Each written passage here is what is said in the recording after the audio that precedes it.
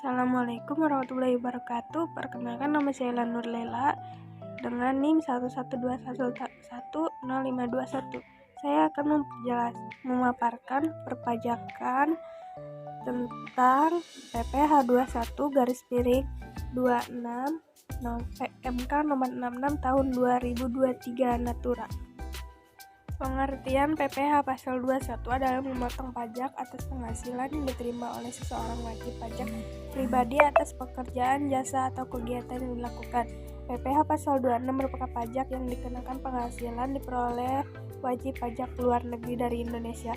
Tarif pajak adalah dasar pengenaan pajak terhadap objek pajak yang menjadi tanggungannya. Tarif pajak biasanya berupa presentasi persen. Dasar pengenaan pajak adalah nilai berapa uang yang dijadikan untuk menghitung pajak yang terutang.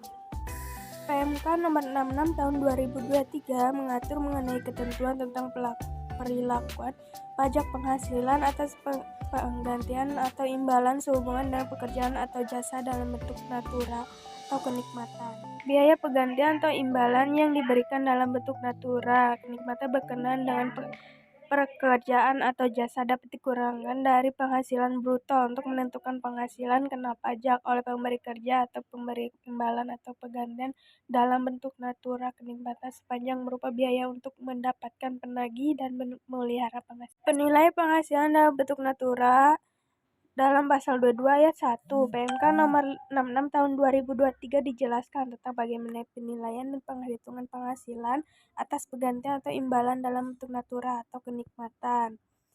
Artinya, penghasilan atas natura tersebut dinilai sebesar nilai pasar barang tersebut.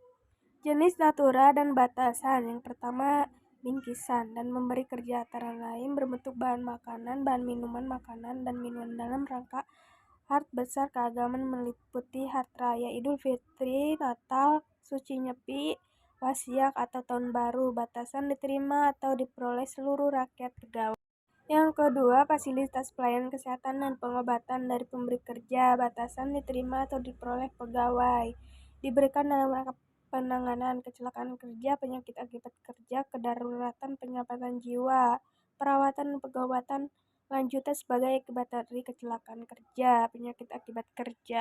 Yang ketiga, fasilitas tempat tinggal dari pemberi kerja yang bersifat komunal dimanfaat bersama-sama, di antara lain mes, asrama, pondokan, atau barak. Batasan diterima atau diperoleh pegawai.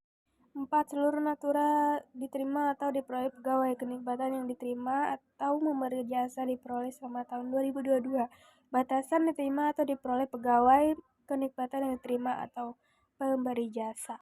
Di sini contoh perhitungan selisih lebih pemberian, penggantian, atau imbalan dalam bentuk natura atau kenikmatan. 1. Contoh selisih lebih nilai kupon pengganti makanan, minuman bagi pegawai yang disediakan di tempat kerja.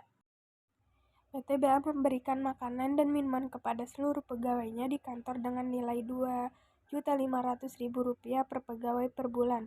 Oleh karena pegawai di divisi pemasaran sebagai besar waktu kerjanya di luar kantor, PT BA memutuskan untuk memberikan kupon makanan dan minuman sebagai pengganti dan makanan dan minuman yang disediakan di kantor. Kupon tersebut dapat ditukarkan di rumah makan yang telah ditunjukkan PT BA. Nilai kupon tersebut bernilai Rp2.700.000 per pegawai divisi pemasaran per bulan.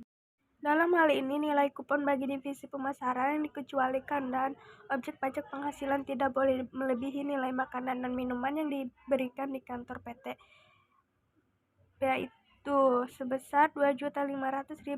Oleh karena kupon yang diterima pegawai divisi pemasaran memilih berupa Rp2.700.000, maka selisih lebih besar Rp2.200.000 merupakan penghasilan berupa penggantian atau imbalan dalam bentuk natura yang tidak dikecualikan dan objek pajak penghasilan. Perhitungan selisih lebih nilai kupon yang dikenai pajak penghasilan adalah sebagai berikut. Rp200.000 hasilnya.